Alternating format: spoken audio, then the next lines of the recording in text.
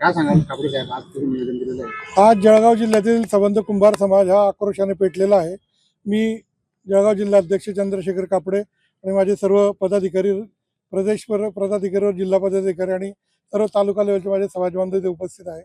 नाशिक जिल्ह्यातील सिन्नर तालुक्यातील दोडी गावात जो कुंभार समाजाच्या महिलेवर अत्याचार झाला, त्या अत्याचाराच्या संदर्भात आम्ही आज मुख्यमंत्र्यांना निवेदन देत आहोत। इतका अमानवी अत्याचार हा आम्ही अल्पसंख्याक आहे, आमचं राज्य शासन दरबारी किंवा मंत्रालय दरबारी कोणी मंत्री किंवा आमदार खासदार नसल्यामुळे आमच्या समाजावर हा अन्याय आणि अत्याचार होत आहे, असा जनमानसात आमचा आक्रोश आहे। संबंध कुंभार समाज या घडलेल्या घटनेचा आम्ही तीव्र निषेध करतो आणि या दोषींना पोक्सो अंतर्गत कायद्यामध्ये जास्तीत जास्त सजा मिळावी आणि जे फरार आरोपी आहे त्या फरार आरोपींना मदत करणाऱ्या तिथल्या पोलीस स्टेशनचे PI असतील, API असतील यांना त्वरित निलंबित करावं आणि या घटनेचा आम्ही पूर्ण जिल्ह्यामार्फत तीव्र निषेध करत आहोत।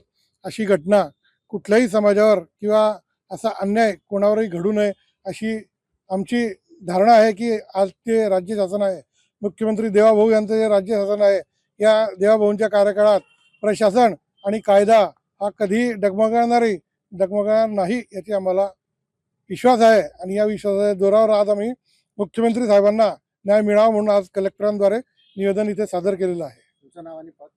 चंद्रशेखर कापडे, कुंभार सामाजिक संस्था, जळगाव जिल्हाध्यक्ष। काय सांगाल? माझं नाव सखाराम बुधोमोरे, मी प्रदेश सरचिटणीस तसंच कुंभार समाजाचा जिल्हा सचिव आहे।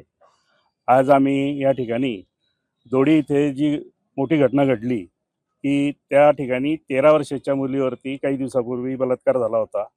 नंतर त्याच गावातल्या सरपंच आणि पोलीस पाटील यांनी त्या मुलीच्या आजीवरती अत्याचार केला, तिला घरातून उचलून नेलं, तिचे हातपाय बांधले आणि विहिरीत फेकलं आणि त्या कुटुंबावर फार मोठी अवकाळा निर्माण झालेली आहे। तर मी शासनाला अशी नम्र विनंती करणार आहे की त्यांच्यावरती मोठा गुन्हा दाखल करून लवकरात लवकर त्यांना अटक झाली पाहिजे, अशी या समाजातर्फे आणि जळगाव जिल्हा कुंभार समाजातर्फे नम्र विनंती आहे। तुमचं नाव आणि पद? मी सखाराम मोरे, जिल्हा सचिव आणि प्रदेश सरचिटणीस।